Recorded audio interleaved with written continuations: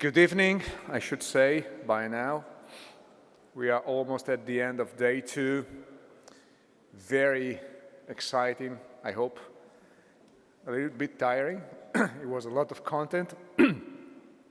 So, it goes without saying that we are all full of information, but I'm very glad to have this final session of our summit with two very important guests. I will introduce the first one, and I will leave my friend Hubert to introduce the second one, who is already in the room. So no spoil here. So first of all, and I hope he is already connected, I want to introduce Thomas Skordas, Deputy Director General for Communication Network Content and Technology, so-called DG Connect, as we all used to name it. Hello, Thomas. Good to see you. Can you hear us? Very well, and good afternoon also from Brussels. Thank you, thank you. Good afternoon. Thank you very much for being with us. Thomas, we are at the end of a very intense 2 days of discussion around not just Gaia-X, but data economy, the future challenges, the way the governments are seeing the challenges and actually the future of data economy for Europe. So first of all, I would like to ask you if you would like to give us your perspective, and then I have a few questions at the end for you, so I will listen, and then I will come back on stage to ask you a few questions that we received. Okay? All clear. Thank you. Thank you very much. So, first of all, I would like to extend the warm greetings from Roberto Viola. He would have very much liked to join you today, but his presence was required all this afternoon in the Council for some important negotiations we have with the member states. Actually, last month marked exactly 3 years since the idea of Gaia-X was first presented at the Digital Summit in Dortmund, if I'm not wrong. And as you move Gaia-X from conception to delivery, let us recall some of your biggest contributions to Europe's cloud and data ecosystem. So I understand you now have something like 360 members. And I think no other initiative on cloud and data has ever gathered so many providers and users under one umbrella. And understand also that the architects of Gaia-X are now spread across EU with 20 geographical hubs operating all over Europe. So you're building something coherent with so many architects is not very easy, as you know, but the effort, I think, would really pay off and is already starting to pay off. So we're very, very glad to learn that the first services demonstrated compliance with the Gaia-X label. This is a significant step towards greater visibility of cloud services that operate in line with European values. We're looking forward to seeing the number of services in your catalog growing soon. The federation services are your toolbox, and the lighthouses your first construction projects. Looking towards the future, you can play a key role in the practical implementation of the data spaces. This brings me, in fact, to another important anniversary. Soon, it will be 3 years since the publication of our European data strategy. And in those 3 years, we have come a long way. First of all, we published this Data Governance Act, which is the first legislative act which was adopted under the data strategy. It sets the legal framework for voluntary data sharing, which is a key foundation of our common European data spaces. And at the same time, it establishes the European Data Innovation Board to steer standardization and ensure interoperability between all these different data spaces. The board will become operational very soon, in September next year.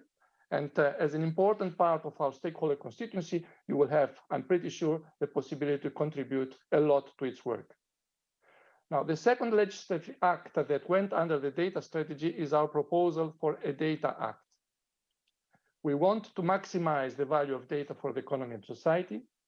And at the same time, we want to respect the legitimate interests of companies that invest in tools and technologies for generating data. This data act paves the ground for exactly that.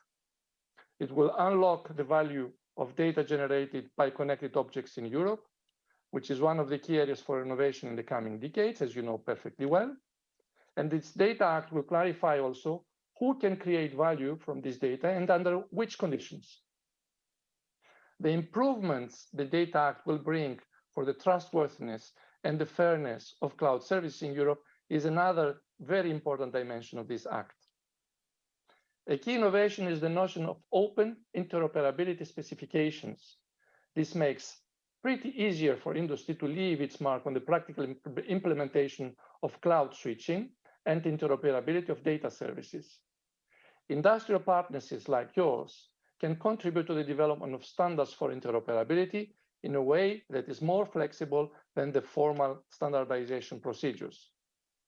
When you identify cloud and data interoperability standards at Gaia-X level, this could be really an avenue for their legitimation and application at European level, and we look forward to it. This will help accelerate the recognition of the adequate industry standards necessary for the rapid development of the common European data spaces. Now, when bringing together the Data Governance Act and the Data Act, they will build the framework for our common endeavor.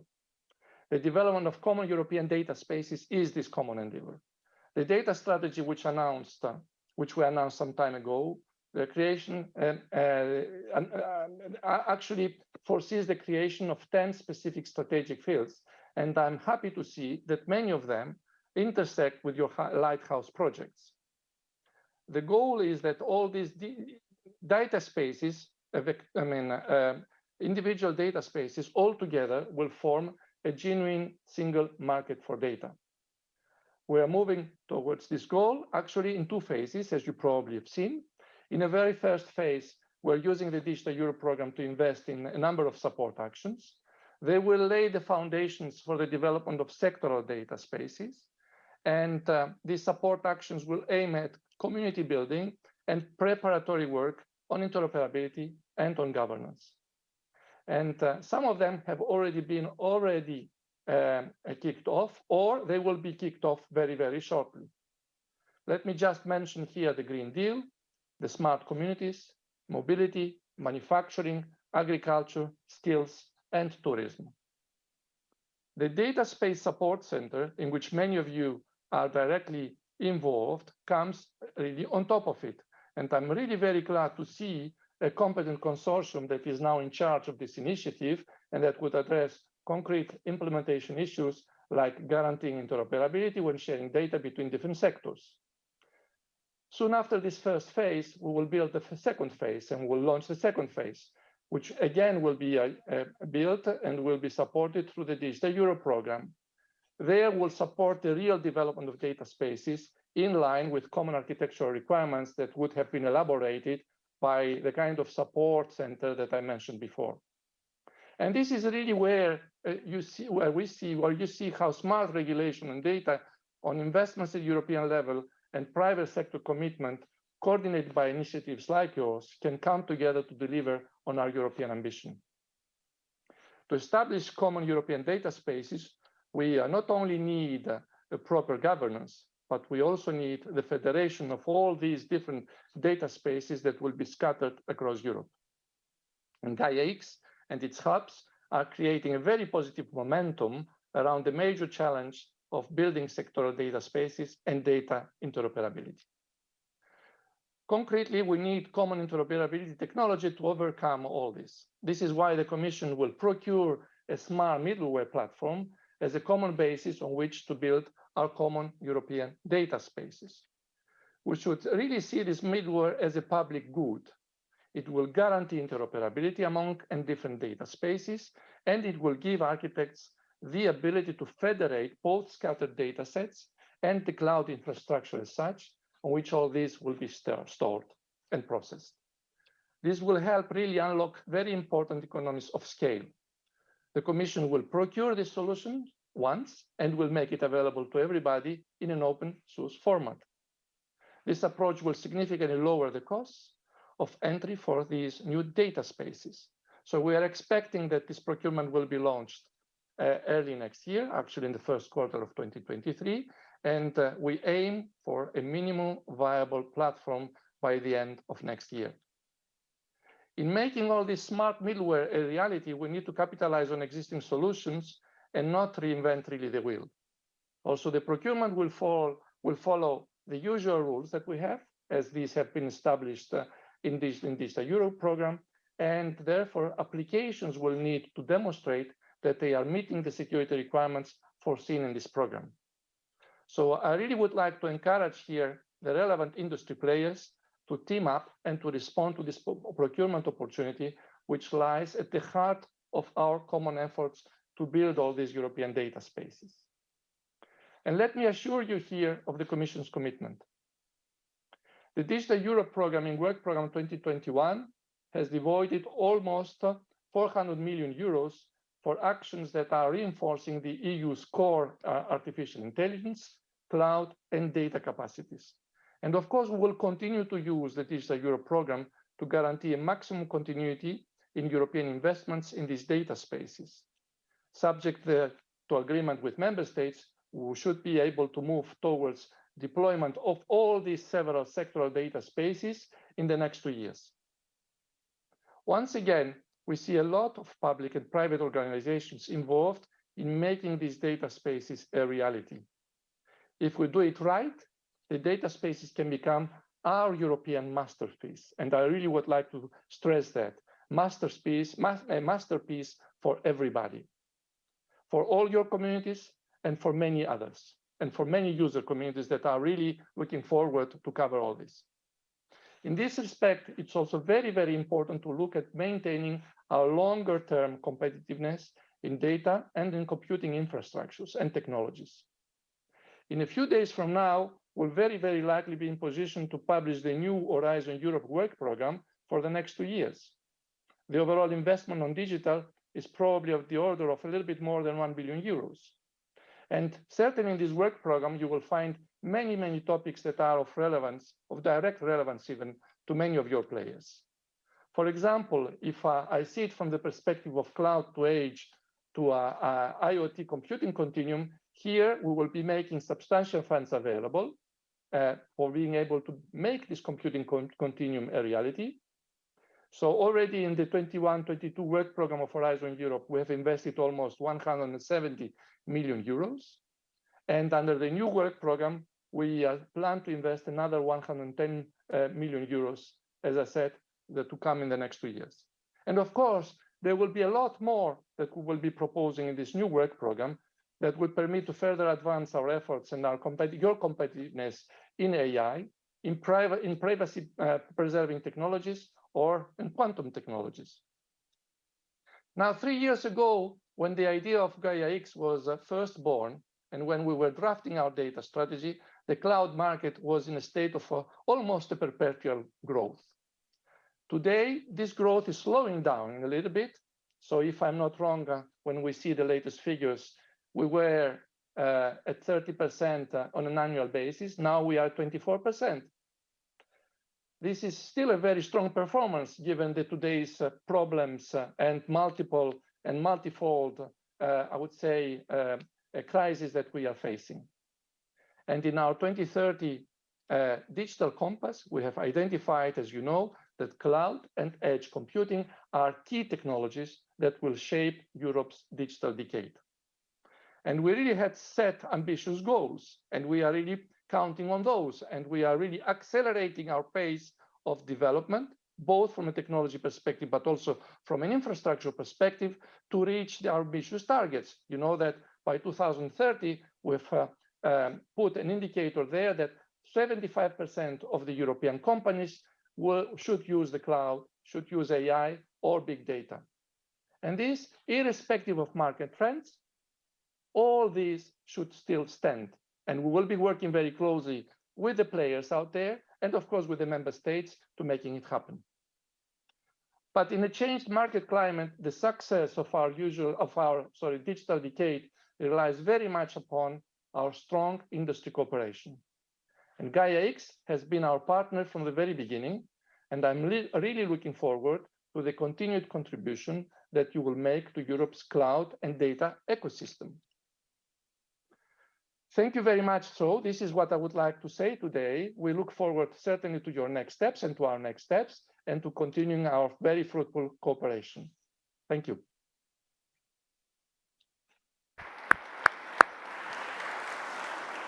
Thank you, Thomas. And that was very clear. So if you allow me, I have a few questions to ask you. I hope we still have Thomas connected. I'm still there. Okay, I don't see you. So that was very clear. Let me be very frank, Thomas. We are living very weird times with a lot of fires. So let's think about the current situation, the war, the crisis, the energy, the climate, etc.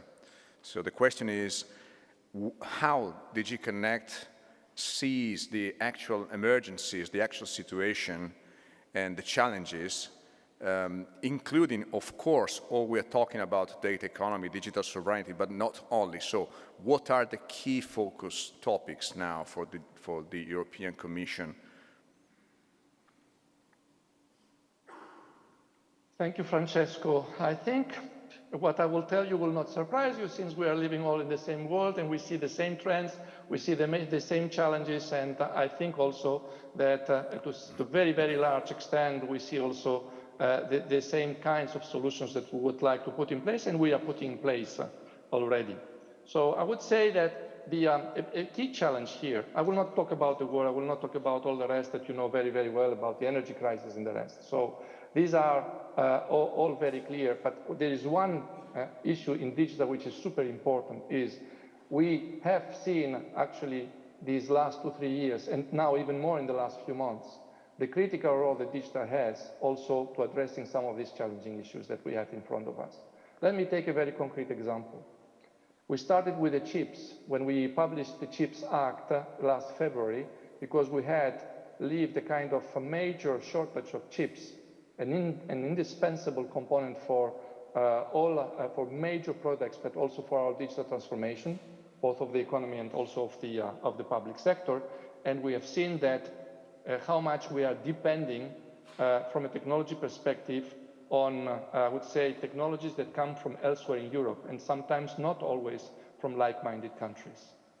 We've also seen in some critical sectors of the economy and society how much we are depending on critical materials. So these are major issues that we have. In critical materials, some of those are absolutely essential for some of the technologies that we are developing, for example, also for the chips.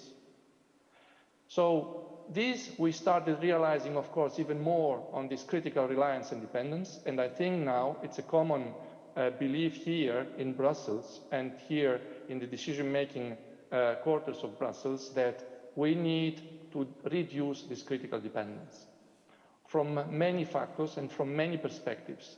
On the one side, we need, of course, to increase our technological autonomy. This is why we announced the CHIPS Act. As you know, this is a kind of 43 billion regulation that we published a few months ago, and now we're working actively to be able to conclude this and make it a European law, but also an investment possibility for many of the sectors, including automotive, including health, including manufacturing, including communications, etc.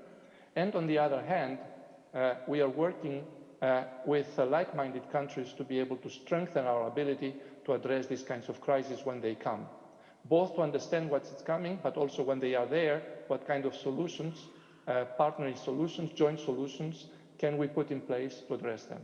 I take another example of how digital can be super useful here. Take the energy crisis. Digital, and especially when you move to one of the major actions we will be announcing very soon, it's the digitalization of the whole energy sector. It's there where you would realize the critical dependencies that exist between the different energy, I would say, networks, and the way the digital can play a role to understand, to control, and to manage. And it's not only about understanding interdependencies, it's also about the increasing cybersecurity threats that we have more and more all around, and the crucial role digital, AI, high-performance computing are playing to be able to address those issues. So I've tried to use only very few examples here to show the criticality and the challenge we are facing, and I would like to maybe to just also stress the fact that all this is nice, but you need to have also the right tools and the right data and the right approaches to address them. AI, data spaces, cloud to edge that I mentioned a little bit before are essential infrastructures and technological developments we need to have, and that's why we're insisting so much in their further development, and we're insisting so much in working with players like you to make it happen. I would like to conclude maybe this first intervention by saying, take the example of the car of the future, which is another thing that we will be preparing very soon. The car of the future is more and more autonomous, more and more communicating both with the environment but also with the other cars, and more, of course, will be electrified.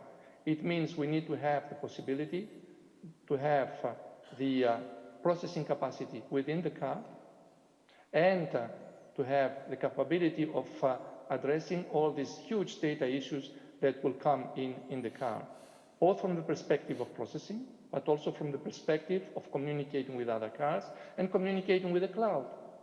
And without this car of the future, where Europe should continue playing a fundamental role, will not happen. So these are some of the fundamental issues, just to use another example, where we need to position ourselves if we want to continue having a competitive automobile industry.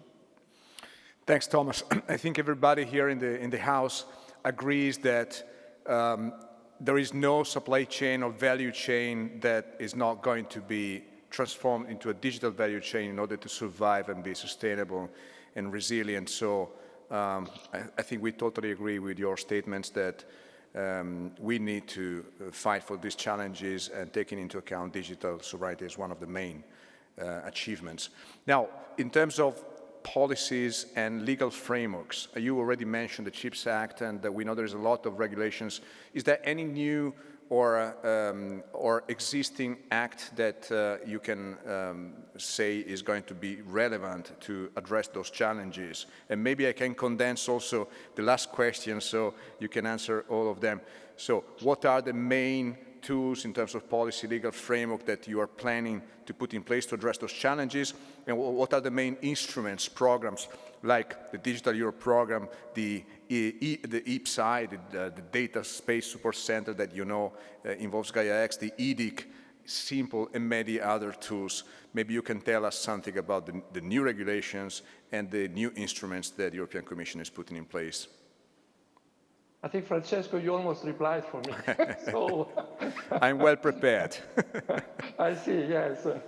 And I must confess there is very little to add. In terms of legislation, as we are midterm in this commission, is not really our big ambition to create more legislation.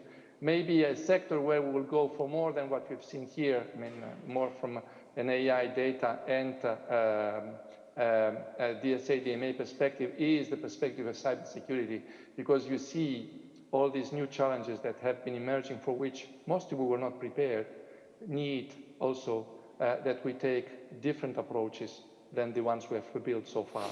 So we've published just a month ago the increased cybersecurity of products and of software, including embedded software. This is the Cybersecurity Resilience Act. I dare to say that we are still working on mechanisms to be able to address the cybersecurity and help, actually, when we are in crisis management situations, help member states address the multiple threats, cyber threats that we'll be addressing. This is something we will probably announce early next year. So we're working on this. And maybe the newcomer somehow on all this is the metaverse. So yes, we have a future proof of, I would say, regulation, DSA, DMA, Data Governance, Data Act, etc., on the metaverse. But metaverse, I would say, is the new development that we see emerging in front of us, and where Europe must and need to have a primary role. We cannot afford having these metaverses developed in all senses without, and then coming to regulate things that should have been regulated at the outset. And don't misunderstand me, we will not go to regulate the metaverse. That's not the ambition. The ambition is first to understand how much of our future-proof legislations can address the metaverse challenges, but most importantly, how Europe can play a key role in the development of all these metaverses, both from a people's perspective, empowering people and helping people to navigate and to use the possibilities that all these metaverses will offer, but also from a technological and an ecosystem perspective, where we would need to develop all those technologies that one would need to have to be able to thrive in the metaverse, create the metaverse ecosystem of the future. So this is where we will be working, and our president has already announced that this is the new challenges that we will need to face. Whether we like it or not, they are already with us, and therefore we need to be prepared. And you can bet that we will be prepared at the right time. That was awesome, thank you. And we will be preparing for the next Metaverse Act, developing a Meta-X based on Gaia-X. So Thomas, thank you very much. A big applause to Thomas Cordas, please. Thank you also very much for giving the possibility to be there with you and pass all these messages today. Thank you. Thank you again. Thank you very much. Now, with great pleasure, I would like to call on stage my friend, I would say, independent director of the board of Gaia-X, Hubert Adieu, to welcome our last, most honored guest. Hubert, would you like to be on stage?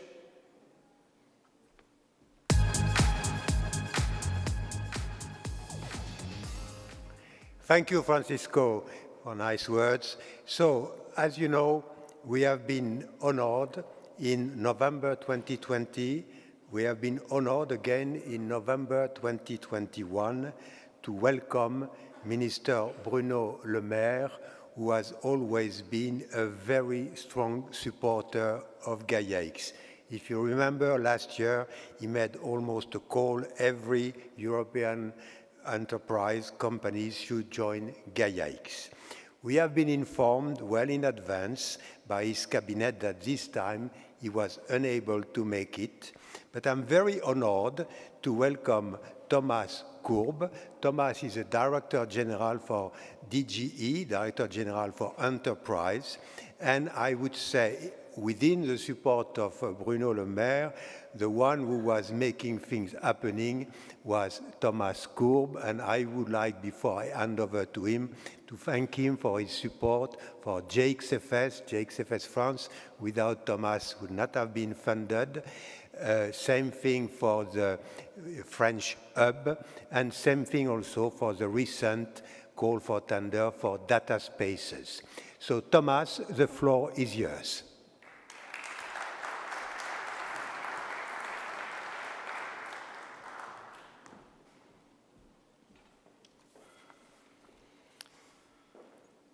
Thank you very much, and hello everyone. It's a great pleasure to be there. I was with Minister Le Maire a few hours ago, and he told me how he would have liked to be there and asked me to reiterate his very strong support for your initiative.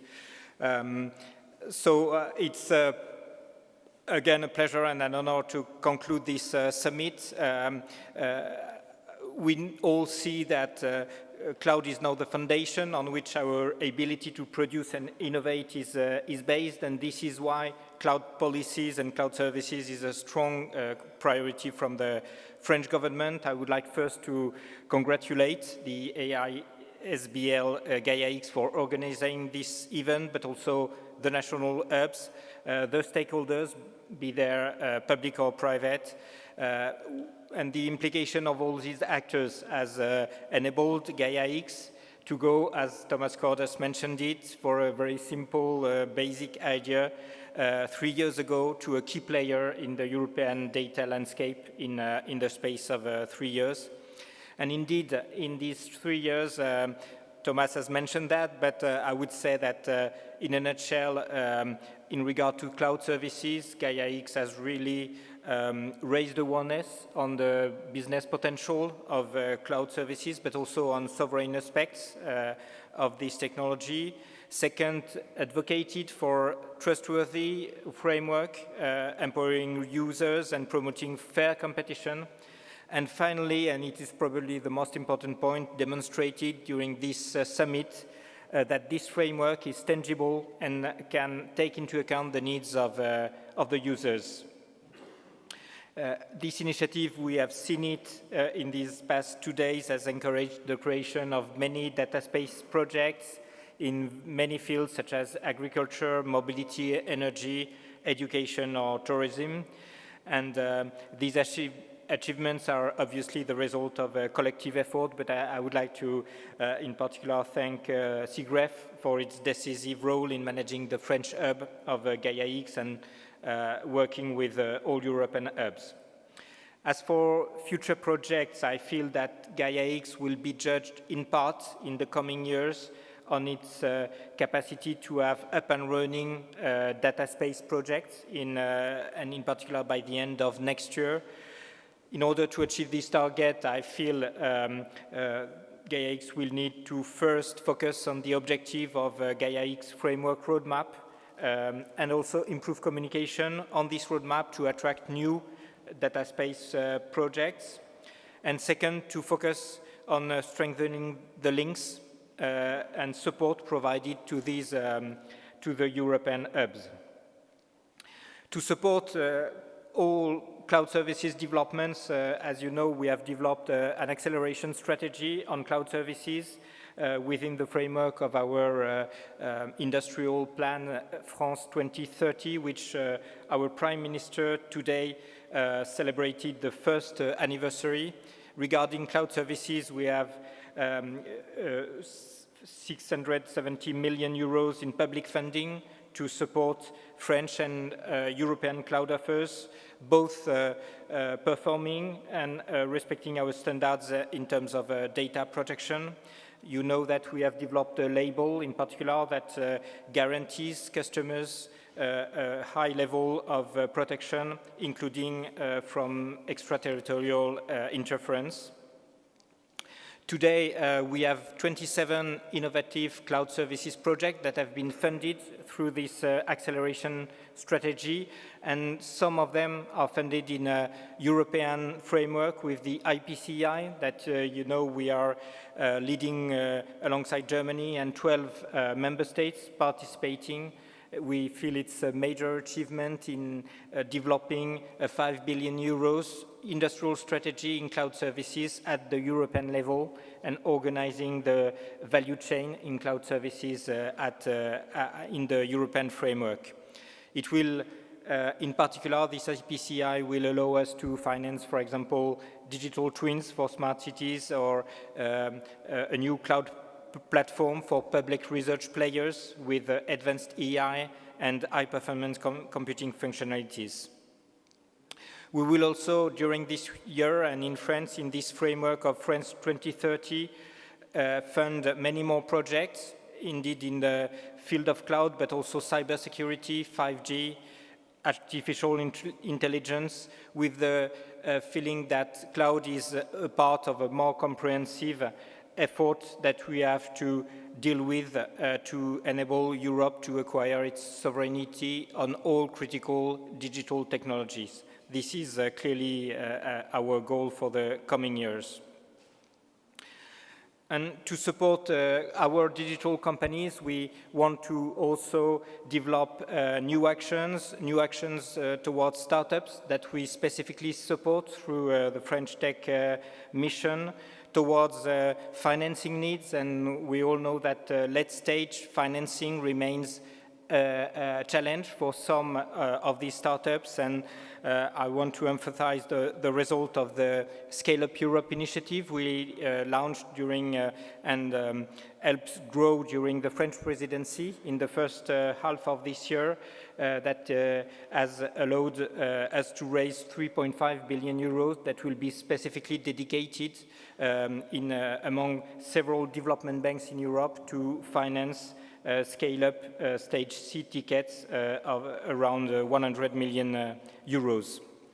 We also know that our digital companies need skills, and still in the framework of France 2030, plan, we have dedicated 2.5 billion euros to skills to bring new skills or larger training in the fields of AI, quantum, or cybersecurity. For example, with the first programs we have launched in AI, we will finance the training of more than 3,000 additional graduates every year in France in artificial intelligence.